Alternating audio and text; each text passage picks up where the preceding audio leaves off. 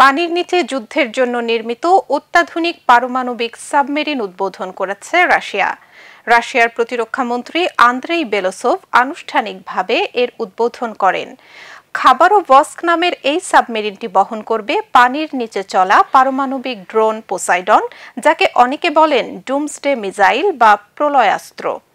রুশ প্রতিরক্ষা মন্ত্রণালয়ের দাবি, এটি পুরো একটি দেশকে ধ্বংস করে দিতে সক্ষম। এই অস্ত্রকে নিজেদের নৌবাহিনীর কৌশলগত শক্তি বৃদ্ধির বড় পদক্ষেপ হিসেবে দেখছে মস্কো। সাবমেরিনটি রুশ সমুদ্র সীমা রক্ষায় গুরুত্বপূর্ণ ভূমিকা পালন করবে।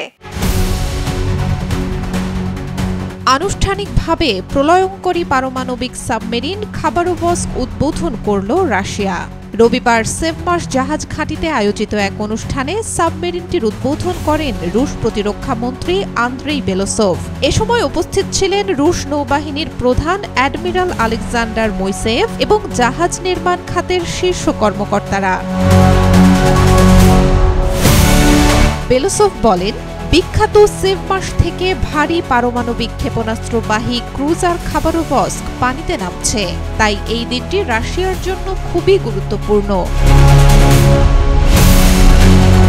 গত সপ্তাহে একটি পোসাইডন ড্রোনের সফল পরীক্ষা সম্পন্ন করেছে বলে ঘোষণা দেয় রাশিয়া।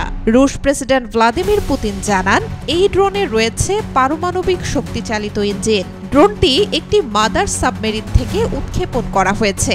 এতে একটি ক্ষুদ্র আকারের পারমাণবিক রিয়্যাক্টর ব্যবহার করা হয়েছে, যা কৌশলগত সাবমেরিনে ব্যবহৃত রিয়্যাক্টরের চেয়ে অনেক ছোট।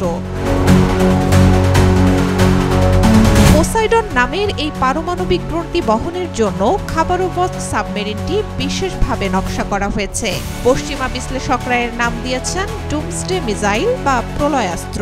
রাশিয়ার প্রতিরক্ষা মন্ত্রণালয় জানায়, আধুনিক পানির নিচের অস্ত্র ও রোবটিক সিস্টেম বহনের উপযোগী করে এই সাবমেরিনটি তৈরি করেছে সেভমার্স।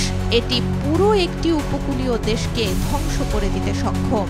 আরও জানায়, সাবমেরিনটি দেশের সামুদ্রিক সীমা রক্ষায় এবং বিশ্বজুড়ে রাশিয়ার স্বার্থ সুরক্ষায় গুরুত্বপূর্ণ ভূমিকা রাখবে।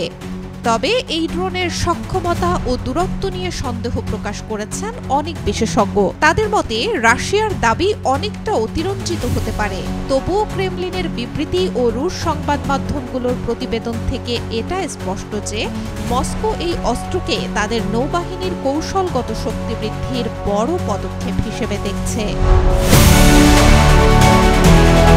Desk report, B news 24।